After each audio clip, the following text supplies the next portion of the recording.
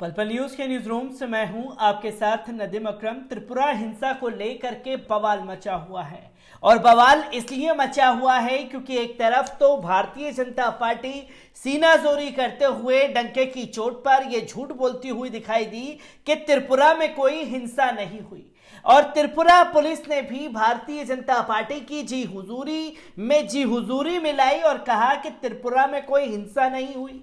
और जब fact finding की टीम त्रिपुरा पहुंची, वहां वकीलों ने जमीनी हकीकत से जुड़ करके सारी सच्चाई त्रिपुरा पुलिस और त्रिपुरा की भारतीय जनता पार्टी की सामने रख दी। जिन लोगों ने सच्चाई दिखाई उन लोगों के खिलाफ यूएपीए के तहत मुकदमा दर्ज कर दिया। ये तमाम तस्वीरें सामने आई और जब यूएपीए के खिलाफ सुप्रीम कोर्ट में पहुंचे तो सुप्रीम कोर्ट ने कड़ी फटकार त्रिपुरा पुलिस को लगाई कि आखिरकार जो सच्चाई दिखाने गए उन पर यूएपीए जैसे सख्त कानून क्यों लगाए गए। इस पर त्रिपुरा पुलिस और भारतीय जनता पार्टी को मुंह की खानी पड़ी। और जब त्रिपुरा में लगातार विपक्षी पार्टियां त्रिपुरा हिंसा को लेकर के भाजपा को घेर रही है, तो भारतीय जनता पार्टी के गुंडों से मिलकर के और खासतौर पर पुलिस वालों ने विपक्षी पार्टियों के ऊपर डंडे बरसा दिए।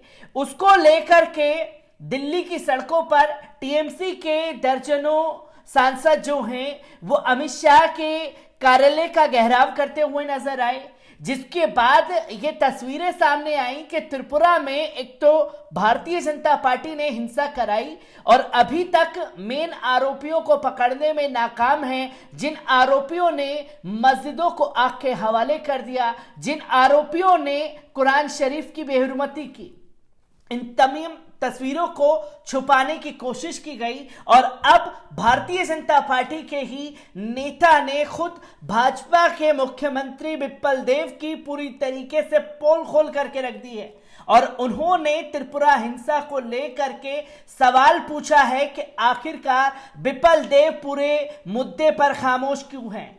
अपने ही नेता पर, अपने ही सीएम पर, भाजपा के कैबिनेट में मंत्री रह चुके उन्होंने सवाल खड़े किए हैं। क्या कुछ उन्होंने कहा है, किस तरीके से झूठ पर पर्दा उठा दिया है भारतीय जनता पार्टी के नेता ने, इसे आपके सामने रखूंगा। पर इससे पहले एक अपील कि अगर ये वीडियो आप YouTube पर देख रहे हैं तो YouTube पर हमारे चैनल को सब्सक्राइब कीजिए, बेल आइकॉन दबाइए ताकि नए वीडियो की अपडेट आप लोगों के साथ साझा की जा सके। और अगर ये वीडियो फेसबुक, इंस्टा, ट्विटर पर देख रहे हैं तो इंस्टा, ट्विटर पर हमें फॉलो कीजिए और फेसबुक के पेज को लाइक करना ना भूलिएगा। अब त्रिपुरा हिंसा को लेकर के बड़ा झटका जो है भारतीय जनता पार्टी और त्रिपुरा पुलिस को लगा है, क्योंकि खुद भारतीय जनता पार्टी के विधायक ने ही भाजपा की पूरी तरीके से पोल खोल दी है। क्या कुछ उन्होंने कहा है, एक बार इस रिपोर्ट पर नजर डालते हैं। त्रिपुरा शहरी निकाय चुनाव के लिए प्रचार अभियान मंगलवार दोपहर 4 बजे समाप्त होने से कुछ घंटे पहले भाजपा नेता और पूर्व स्वास्थ्य मंत्री सुदीप रॉय बर्मन ने मुख्यमंत्री विप्लव कुमार देव और राज्य भाजपा नेतृत्व के खिलाफ आपसी भड़ास निकाली। उन्होंने आरोप लगाया कि राज्य लोकतंत्र का कोई निशाना नहीं है। रॉय बर्मन ने, जो विप्लव देव कैबिनेट मंत्री में रहे हैं लेकिन 1 साल बाद किसी स्पष्ट वजह से हटा दिए गए, उन्होंने कहा कि कानून और व्यवस्था गृह मंत्री की जिम्मेदारी है। हो सकता है कि वे डेटा एकत्र कर रहे हों लेकिन उसे जनता के सामने रखा जाना चाहिए।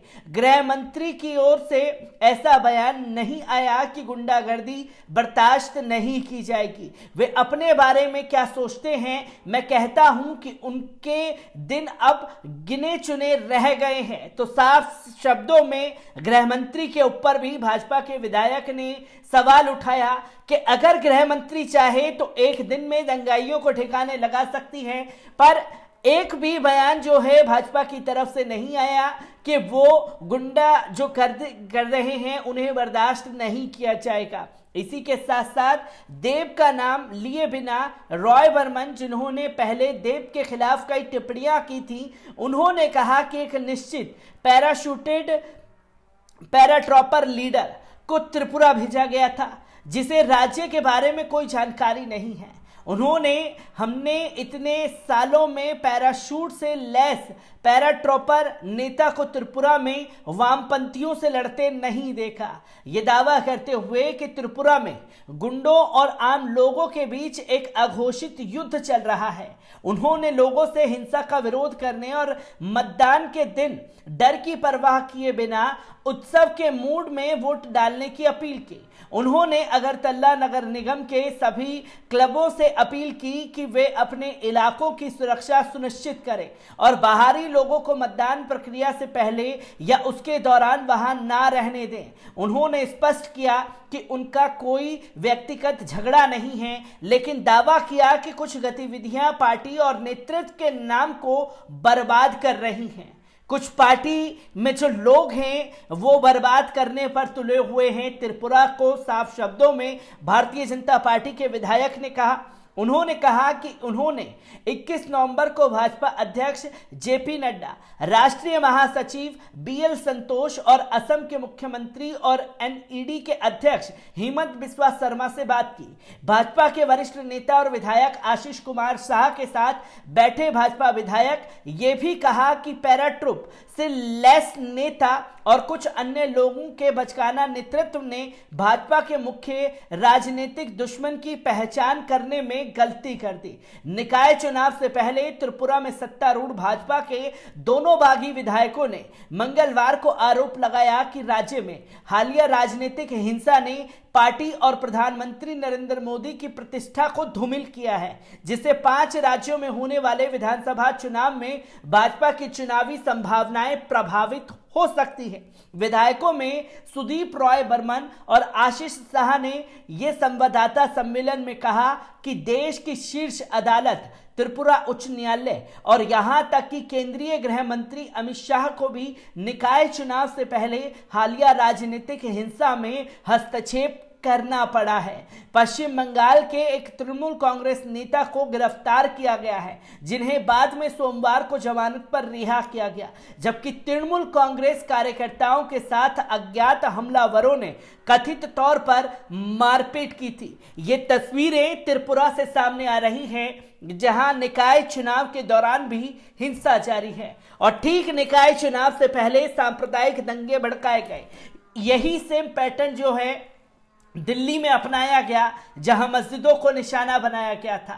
तो भारतीय जनता पार्टी जहां जहां चुनाव आने वाले होते हैं वहां सांप्रदायिक माहौल बिगाड़ करके अपने फेवर में अवसर में बदलने में माहिर है। ये तस्वीरें त्रिपुरा से सामने आई है, जहां भारतीय जनता पार्टी और त्रिपुरा पुलिस डंके की चोट पर कहती रही कि हिंसा नहीं हुई, हिंसा नहीं हुई। अब उन्हीं के विधायक ने पूरी तरीके से जो त्रिपुरा में हिंसा हुई उसकी पोल खोल करके रख दी है और भाजपा को सख्ते में डाल दिया है कि आखिरकार जो आपकी एक आइडियोलॉजी है हिंसा की, दंगा की, वो त्रिपुरा में नहीं चलेगी, जिसको लेकर के उन्होंने कई बड़े खुलासे भी कर दिए। मैं त्रिपुरा से जुड़ी हर एक अपडेट आप लोगों के साथ साझा करता रहूंगा। दीजिए इजाजत, शुक्रिया।